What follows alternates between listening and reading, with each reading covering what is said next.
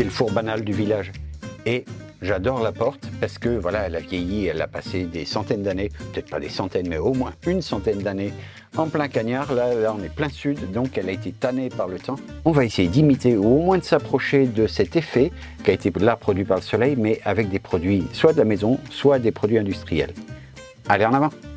Ici, j'ai un éventail de toutes les essences que j'ai l'habitude d'utiliser. Par exemple, ici, du mélèze de Sibérie, avec un côté brut et un côté où j'ai passé un coup de rubio de façon à donner une idée à mon client de ce que ça peut donner. On a du Douglas, mais ça c'est plutôt pour des projets de charpente. On a du mélèze de Sibérie, on a un peu de hêtre que j'aime pas utiliser, du pin et du sapin épicéa et du chêne. Voilà, ça c'est les principales essences que j'utilise ici. Il faut rajouter le châtaignier, mais comme je vous le disais, il est chez un client en ce moment. On va peut-être faire un projet en châtaignier, ça va venir. Actuellement, toutes ces petites planchettes, elles ont un côté brut et un côté traité au rubio. C'est généralement la solution que je propose à mes clients. On va découper quelques planchettes supplémentaires et faire des essais pour faire vieillir le bois artificiellement. Allez, on va trouver quelques bouts de bois, du chêne, qu'est-ce que j'avais dit, du mélèze, du pin et puis du sapin. Voilà, 2 bouts de mélèze déjà. Je sais pas pourquoi je m'embête à faire des essais sur du mélèze, on n'en trouve plus. Un bout de chêne. Voilà, celui-là est pas mal. Non, il me plaît pas. Voilà, c'est mieux. Voilà, du chêne de pays. Non, pas ça. Tiens, voilà, un bout de sapin. Et voilà, un bout de châtaignier aussi. Et ça, c'est un morceau de pain, c'est un morceau de meuble que j'avais démonté je ne sais plus où, mais ça va être très bien. On va commencer par raboter tout ça.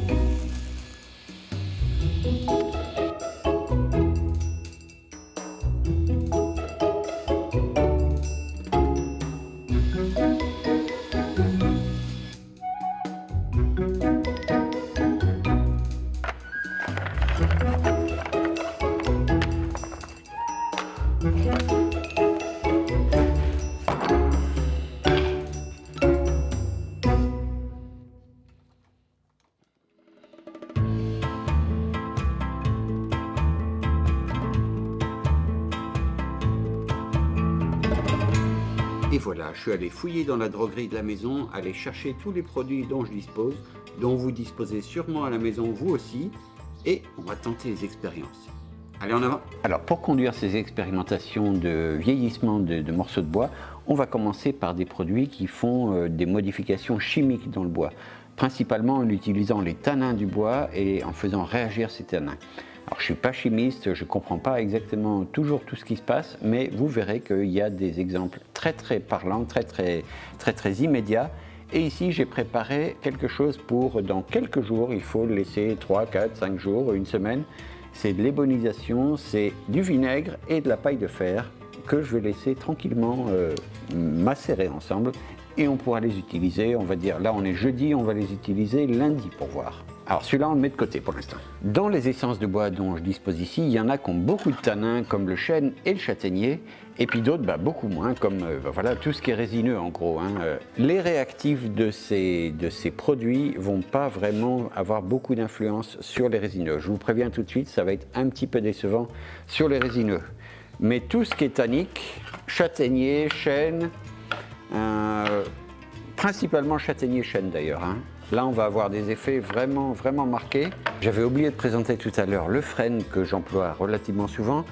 Là, le désavantage du frêne, c'est que ça a quand même pas beaucoup de tanins et vous verrez que les réactions sur le frêne, elles sont pas jojo. Bon, avant tout, un petit point de sécurité. Ici, on a quelque chose qui est extrêmement acide, du vinaigre. On peut aller plus acide que ça. Et ici, quelque chose qui est extrêmement basique. C'est de la soude liquide, enfin c'est de la lessive de soude. Là, on a un pH de 14 et là, on a un pH de 2,5 ou un truc comme ça. Ne mélangez surtout pas les deux. On ne fait pas d'expérimentation comme ça, voir ce que l'un donne avec l'autre. Ce que peut faire l'un et ce que peut faire l'autre, on le fait indépendamment.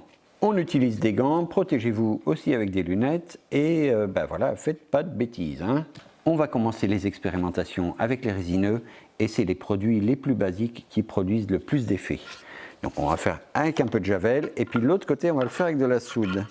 Je vais le marquer javel ici. Alors j'avais lu que sur le pain ça donnait un effet un peu argenté, ou ça fait pas un effet argenté. Mais vous allez voir. Donc que je me trompe pas, la soude, je vais en faire la moitié de la planchette.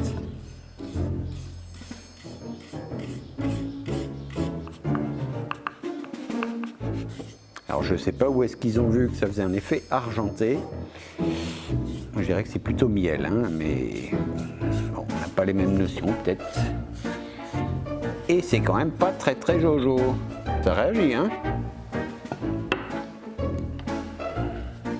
Et qu'est-ce qu'on va essayer? Tiens, l'eau oxygénée sur le pain aussi. Ah zut, j'ai pas mis le titre. On va laisser sécher complètement le produit pour voir l'effet que ça produit. Et encore, il y a des réserves parce que le produit peut continuer à réagir, surtout s'il y a des tanins dans le bois. On verra dans un deuxième temps dans la vidéo qu'il y a des solutions avec des teintes en fait. Ces teintes qui donnent un effet vieilli, c'est juste de la pigmentation. Mais l'avantage c'est que ça reste stable dans le temps. Alors qu'est-ce qui me manque? Un peu de vinaigre sur du résineux, sur du pain. C'est du pain ça? Non, j'ai plus de pain, zut. Mais en fait le vinaigre, je vous le dis tout de suite, ça fait rien. On va faire les trois mêmes avec du mélèze, donc de la soude.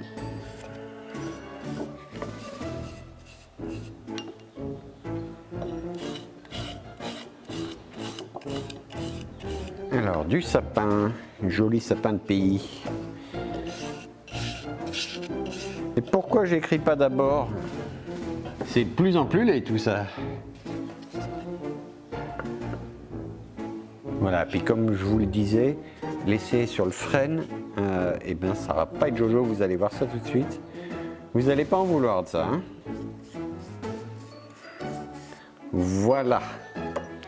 Donc sur le frêne, c'est quand même super moche. Je le mets ici pour mémoire, mais il finira au feu. Tout à l'heure, je parlais du fait que la javel, ça faisait pas du tout un effet argenté. Et en séchant, ça fait un petit peu un effet argenté. Et c'est pareil ici, là, sur le mélèze. Voilà, c'est plus jaune miel comme tout à l'heure. Et sur le sapin, c'est pareil encore une fois, ça fait du gris. Et ça sera peut-être une solution qui sera pas mal. Mais on va laisser finir de sécher. Donc je vais mettre tout ça de côté là-bas jusqu'à lundi. Ça va peut-être encore modifier l'aspect final. Mais on a les repères pour voir ce que ça donne. Donc je vais mettre tout ça là-bas. Et puis on va faire les bois tanniques là. Bois tanniques en deux mots.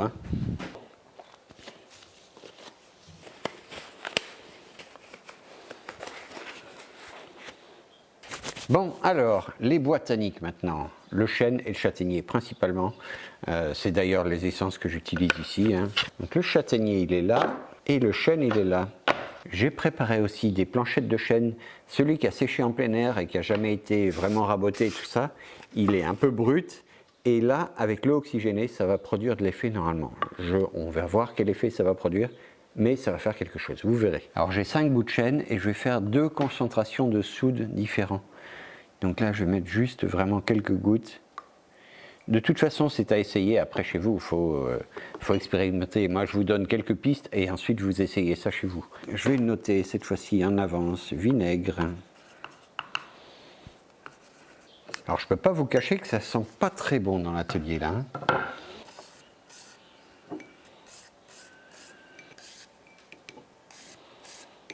Alors j'avais appris à mes dépens en fait que ben voilà, là, il y a certains produits qui réagissent avec le bois.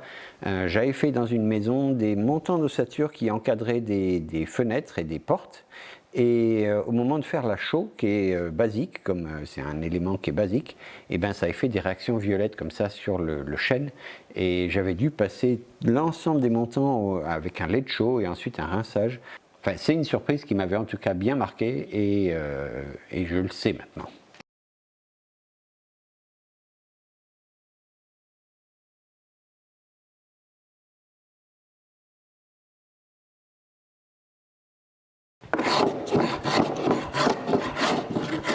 Et bien ces réactions de produits, ça ne fait pas juste en surface, hein, ça pénètre. Les pigments maintenant. Alors pour les finitions pigmentées, c'est-à-dire en utilisant un pigment plutôt qu'un réactif, on va commencer par le plus simple, c'est du brou de noix. C'est un des plus efficaces parce que déjà et d'une ça coûte pas très cher et puis ensuite c'est stable. On peut faire des reprises, on peut faire des séries et ça sera toujours la même couleur. Et c'est voilà très très simple. Voilà, c'est très très simple d'en mettre partout ça. Aïe aïe aïe. Je voulais préserver celui-là pour faire autre chose dessus. Et ben voilà. Alors ça donne un petit côté un peu verdâtre, un peu pas très beau. On va en profiter pour faire le bout de sapin aussi. Là vous verrez que c'est même presque encore pire. Voilà. Et on va faire tiens un bout de chêne avec aussi.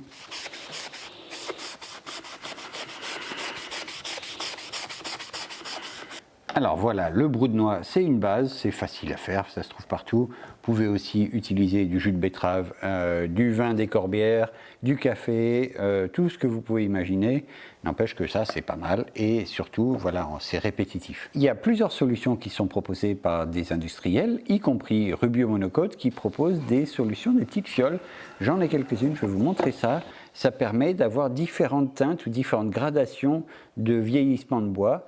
L'avantage, c'est que c'est très répétitif dans le sens où c'est pas un réactif qui va faire réagir le bois, c'est une teinte avec des pigments et on va pouvoir appliquer une teinte avant de mettre la protection. Comme avec le brou de noix ainsi que les produits Rubio, ils m'ont dit méfie-toi, méfie-toi, il faut bien attendre 24-48 heures que ça ait vraiment complètement séché pour voir la couleur qu'on obtient.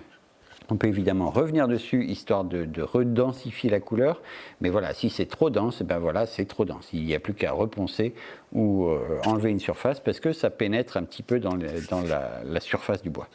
Alors, j'ai 4 tonalités d'un truc qui s'appelle Authentique.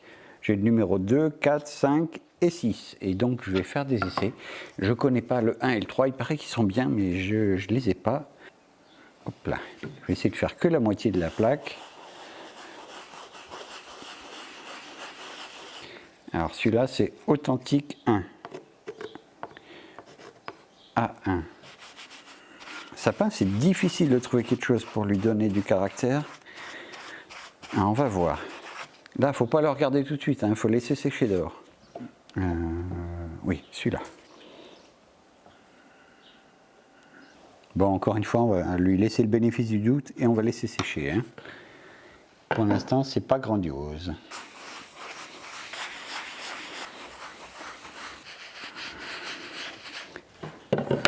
Après, ils m'ont aussi indiqué chez Rubio qu'il y a moyen de s'amuser avec la finition huilée qu'on met dessus, c'est-à-dire qu'on peut mettre une finition huilée un petit peu blanche par exemple, ou un petit peu grise, ou un petit peu beige. Avec des essences comme le chêne et le châtaignier qui ont des pores ouverts, et ben ça attrape les pigments et ça peut faire un effet légèrement cérusé, ça peut être pas mal du tout.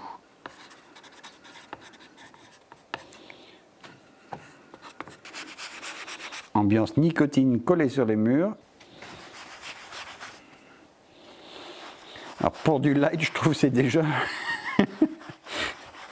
saloon un peu fumeur hein, quand même. Bon, et ben, je sais pas pour celui-là. Hein. Comme j'ai déjà dit, on ne va pas vendre la peau de l'ours avant de l'avoir tué, mais celui-là, j'en donne pas cher. Hein. On va tranquillement laisser sécher tout ça. J'ai un petit week-end au bord de la mer. Ça va être impeccable quand je vais revenir.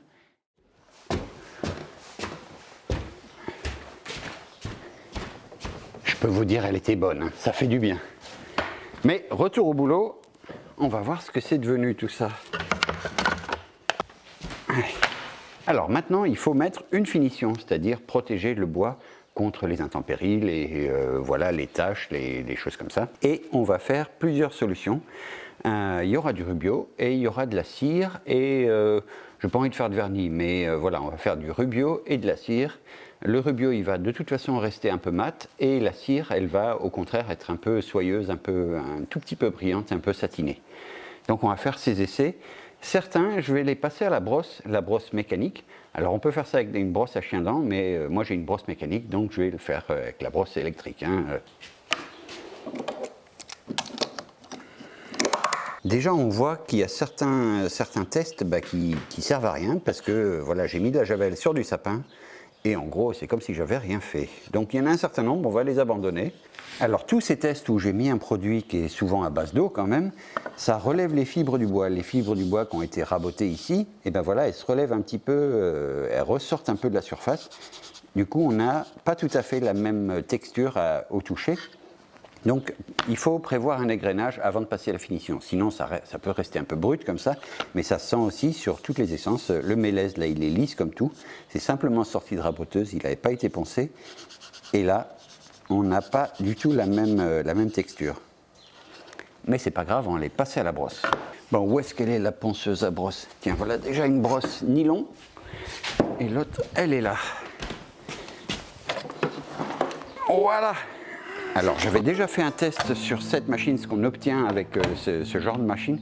Je vous mets un petit lien là-haut, et c'est vraiment assez fantastique. C'est une machine qui coûte un peu cher, hein, je vous le dis tout de suite, mais ça abat un boulot monstrueux.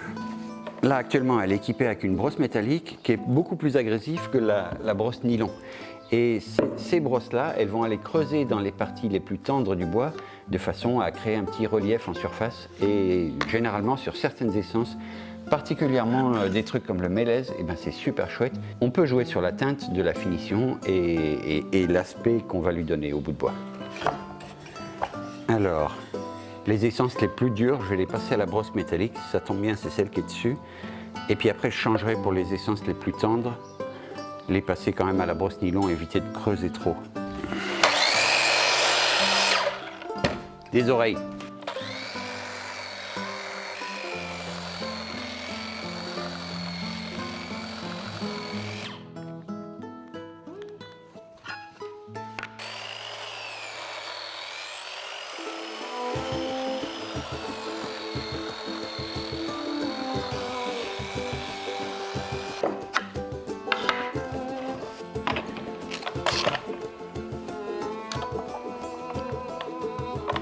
Attention.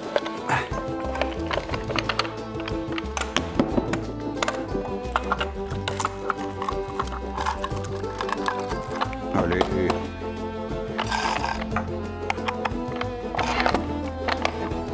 Ah, c'est dans l'autre sens. Évidemment, il y avait bien une flèche. Hein. Non, desserrer c'est par là, donc serrer c'est par là.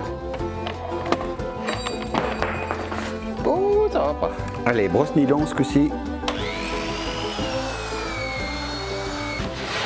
Alors, on va trouver des finitions rubio. Je sais, je vais sortir la mallette d'échantillons. Là, je vais trouver du noir, par exemple. Là, black. Black et charbon. Et je vais prendre le blanc aussi. Donc on va faire une bonne partie des planchettes avec un peu de cire d'antiquaire. Ça pourrait être chouette, je pense, si j'arrive à ouvrir cette affaire.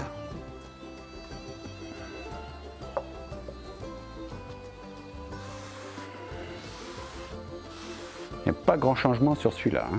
Ah, ça change des odeurs de javel et de vinaigre. Hein. Et là, sur celui-là, on a déjà une belle patine. Déjà, la cire sur du châtaignier, sur du chêne, c'est très joli. Mais avec la patine, ça apporte vraiment quelque chose.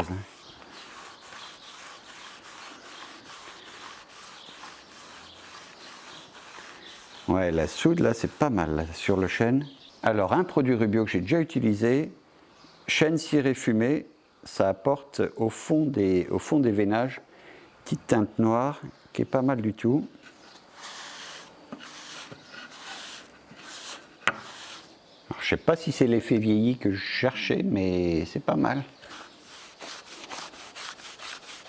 Donc un coup de javel sur du chêne avec du charbon derrière, ben c'est pas mal. Au total, il ne va pas en rester beaucoup qui vont être couronnés de succès. Mais bon, c'est tout le but de la vidéo, c'est de trouver les bons mélanges. Enfin, en tout cas, ceux qui me plaisent à moi. Hein. Allez, je vais passer au blanc. Le Rubio, ce n'est pas un produit dangereux pour le contact avec la peau. Par contre, les pigments, ils sont dans le genre tenace. Hein. Alors, le blanc chez Rubio, ça vient principalement ce qu'ils appellent soupçon de blanc, qui permet de ne pas dénaturer la couleur naturelle du bois. Ça applique un tout petit peu de blanc et ça ne va pas donner un côté miel. Mais là, on va taper dans le blanc. C'est un blanc cassé, blanc cérusé, ça s'appelle. Alors là, c'est effet vieilli, mais bord de mer. Hein. Ouais, c'est un peu trop blanc.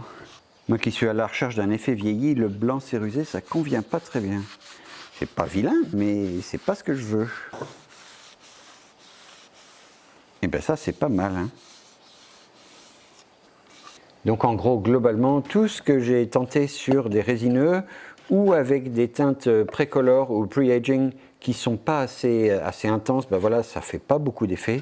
Ce n'est pas l'effet que je recherchais. L'eau oxygénée, par exemple, sur le mélèze, ben voilà, ça l'a même jauni un petit peu, il n'est pas très joli. Le vinaigre, ça ne fait rien du tout.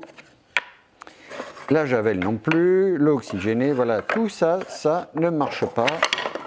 Une teinte de pre-aging qui ne fonctionne pas, à mon avis, sur le sapin, bah c'est le Authentique 2 et Authentique 4. Voilà, ça, c'est pas terrible. Par contre, on a dans les autres planchettes, là, dans toute cette série-là, on a des choses intéressantes qui s'approchent un petit peu des portes de grange qui ont été tannées par le soleil, desquelles j'essaye de m'approcher.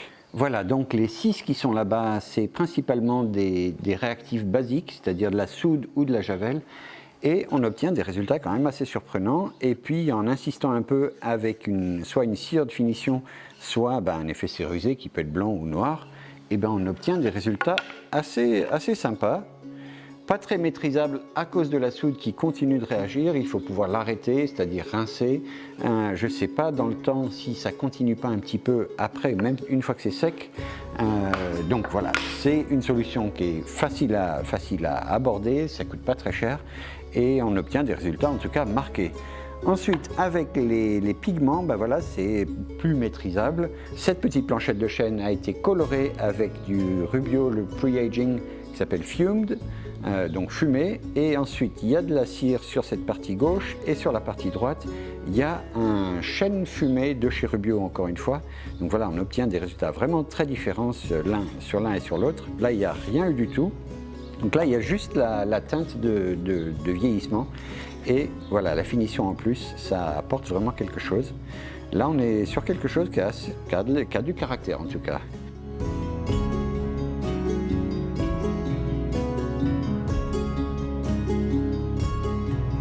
Une autre porte du village qui a été tannée par le temps, celle-ci elle présente des aspects un peu beige, un peu marron, du gris, du noir, il y a même du jaune et du blanc.